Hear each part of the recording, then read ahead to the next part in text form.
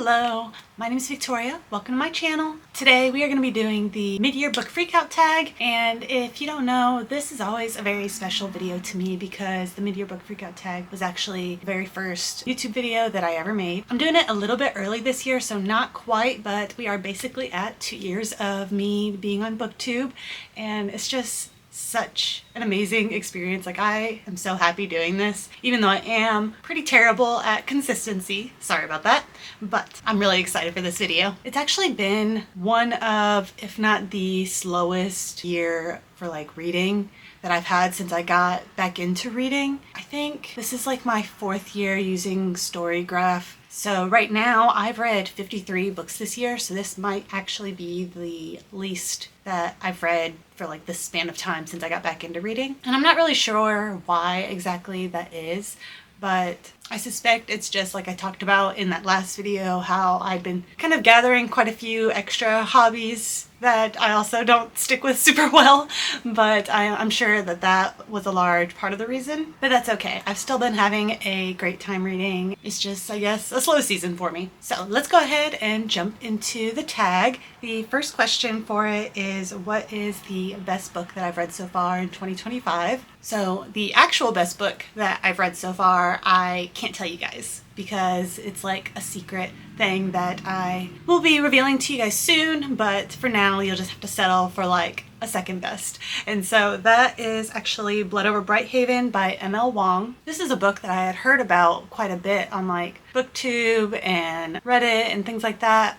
Lots of people were loving on this book, and while I had heard that, I hadn't heard anything about the book, so I didn't really know what to expect like going into it, but I was like really amazed, especially the beginning and the end of the book. I just distinctly remember being like frozen, like I was just so stunned by this story and the way the author just really hits you with the impact that they're trying to deliver and everything. It was just so good. With it being a standalone, I think the author did a great job at making it like a perfectly well contained standalone. Like, you got the satisfaction and stuff from it that you want out of a story. However, me being the series lover that I am, I do wish there was more that I could pick up and like stay in the world and stuff, but that's okay. Question 2 is, what is my favorite sequel that I read so far this year? And that one was kind of a tricky question for me. I was looking through my reads and I realized that I really haven't read a lot of sequels this year. There was a few, but most of them it was just kind of whatever to me. And so the 2 that I want to mention as like my favorite sequels, I did really enjoy them, but I don't know, like I wouldn't consider them like favorite books as of right now. Those 2 are Shadow Black by Sebastian de Castell and Carving Shadows into Gold by Bridget Kemmerer. And so both of these series I'm enjoying. Shadow Black in particular, that series just is such a good fun time to me. I am really excited to continue with that one. If I remember, I think there's like 6 or so books in the series. And then Carving Shadows into Gold is the sequel to Forging Silver into Stars, and I had been waiting on this sequel for so long. I had just the first book sitting on my shelf after having read it, waiting for me to be able to continue the series.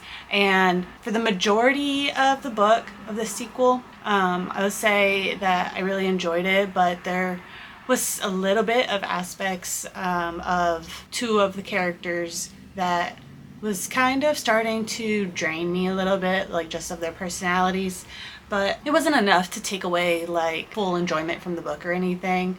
I do want to continue the series whenever another book comes out, and I'm just hoping that maybe that won't be an issue in the next one. So question 3 is, what is a new release that I haven't read yet but I'm really excited to? And that would be The Dryad Storm by Laurie Forrest. That is the final book in the Black Witch Chronicles, and I love the Black Witch Chronicles. I have all of the books now, including the novella duo book, and I am really excited to read this book, but I'm also really nervous because I have not looked into like spoilery reviews, but I'm on like a Black Witch Chronicles Facebook page, and so like when the book was coming out, people were like really excited and stuff, and then once it was out, I did see some posts that thankfully didn't contain spoilers, but they did talk about like some people's disappointment and stuff with it.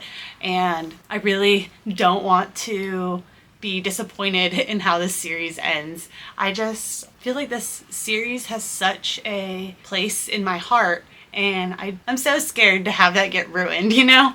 But I'm gonna try not to like let that get in my head too much. I don't want it to like accidentally affect my reading experience when I do pick up the book.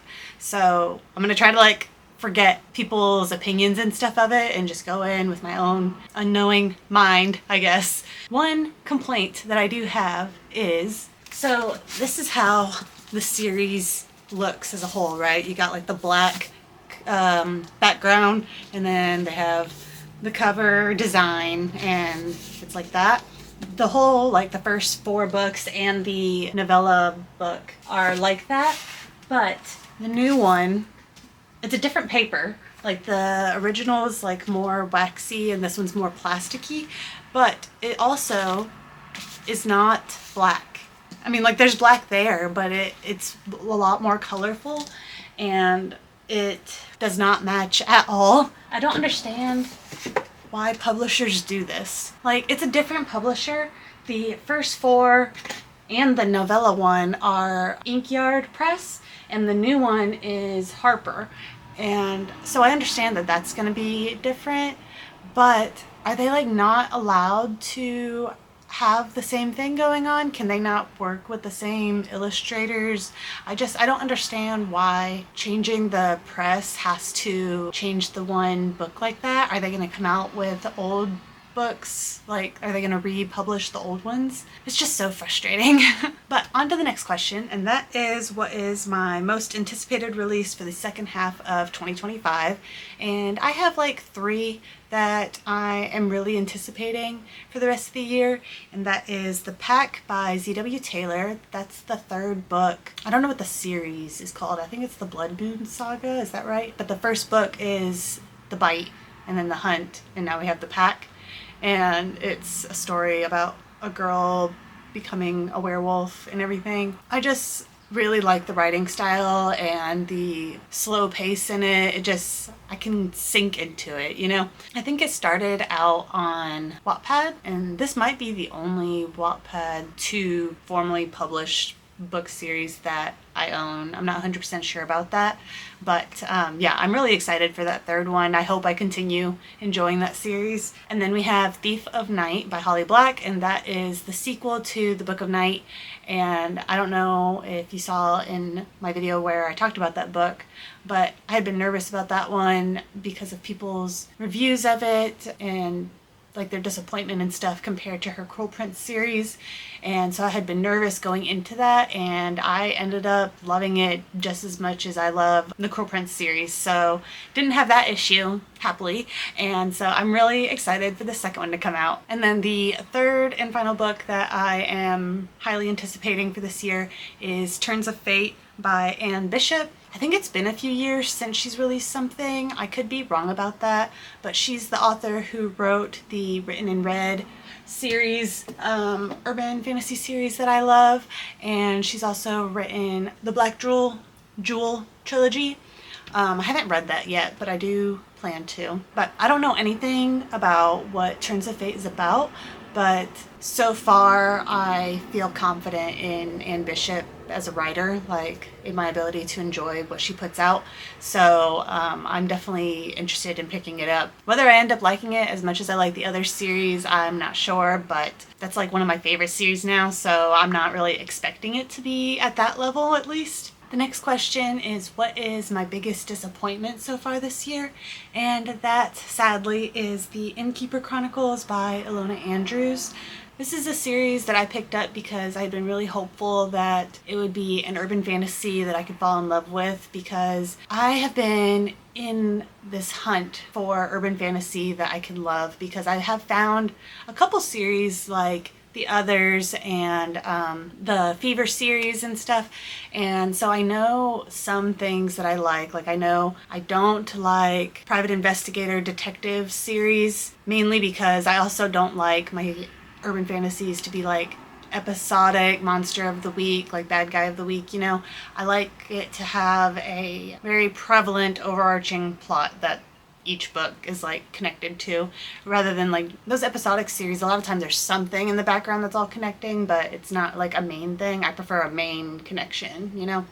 And so I had been told that with my not liking the private investigator detective thing, that I would probably really enjoy the Innkeeper Chronicles. And so I read the first 2 books and I liked it all right. I think Alona Andrews is like a couple, right? Like it's like a pen name for a husband and wife writing duo. And I think that they are talented. Like I felt like good writing in the books. I was just slightly bored. I really liked the main character. She felt very like relatable and competent and stuff. And also like could kick some butt when needed, you know, like she was strong without being like hothead and everything, so I really liked her. But the story itself I was getting bored with. I don't know, it just wasn't working for me.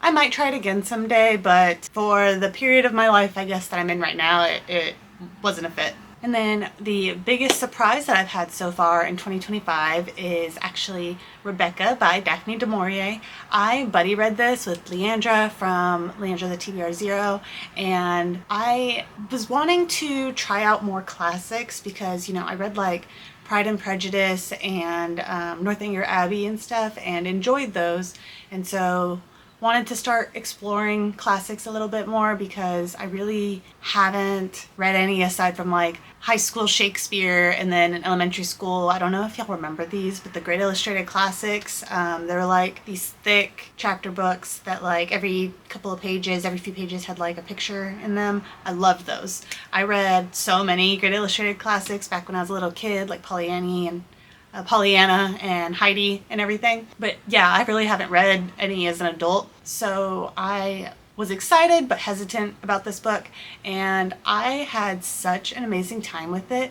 I think also buddy reading it really helped me have a great experience because we were talking back and forth and were able to like really break down, like, I guess it's kind of like being in high school English class. Like we were breaking down like motives and like meanings behind behaviors and everything, and it was so much fun. I felt like a detective myself. Like, what did they mean by this? Like, why are they doing this? What is their feelings? Who are they connected to? And there's so much emotion in Rebecca from all ends, but especially, you know, from the POV of the main character. And I really felt for her and everything, you know, like honestly, buddy reading Rebecca and like how deep we delved into everything really makes me wish I was someone that like sat and like annotated and like did the color coding tabs and everything. I wish that I did that with like my books in general, but I mean, you guys have seen how I am with like posting videos and stuff. I just know like I'd probably buy the supplies, do like a third of a book, and then never touch the stuff that I buy for annotating and everything ever again. So I don't think I'm gonna get into that. I don't know. The next question is, what is a book that made you cry?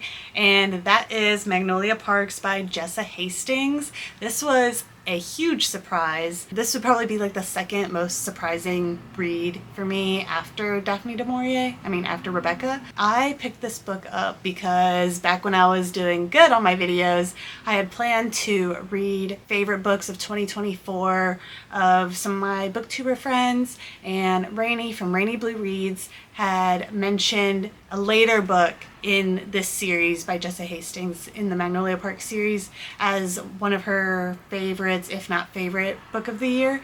And so I looked into the series, and while it was a contemporary story, which is really out of my ballpark, it sounded interesting to me, so I decided to give it a shot, and I love this book so much. When I tell you that I cried, don't listen to me, because I did not cry.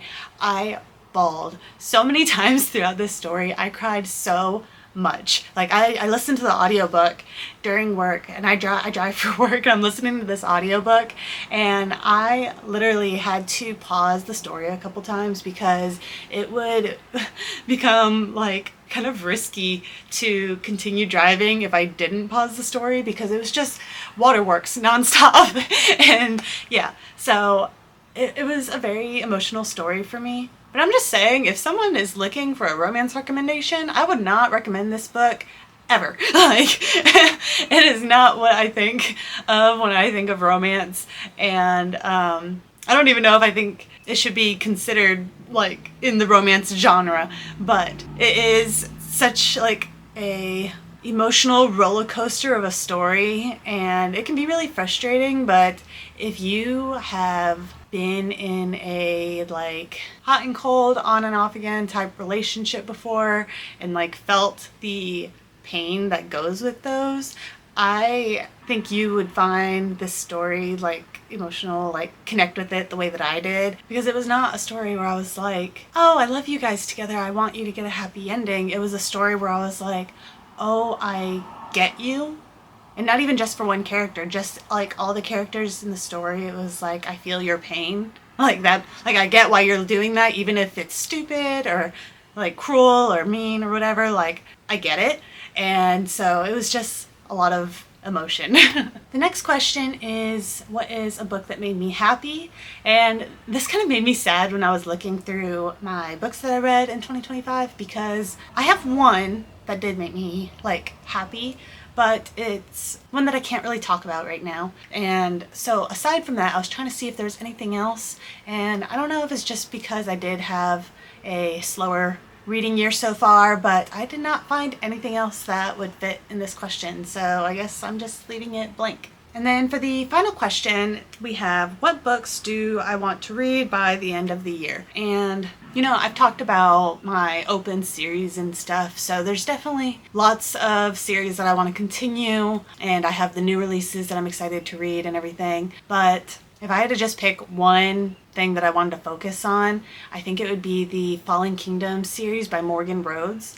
I've read the first 3 books in that series, I believe, and have really enjoyed them. I see potential for that series to become one of my favorite fantasy series, but I am guarding my heart, I guess, in case it ends up disappointing me in the later books.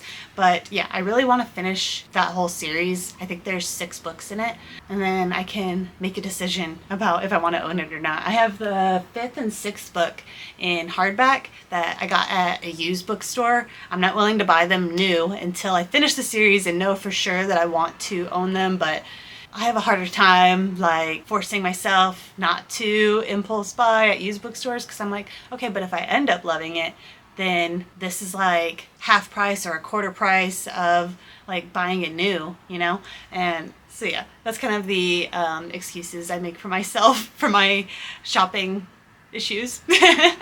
Yeah, so that's it for the mid-year book freakout tag. I do plan, actually, I'm not even going to say it. I'm not going to tell you what kind of other video I plan to do soon, because who knows, it might not even happen. But thank you guys so much for watching. Have a great day. Bye!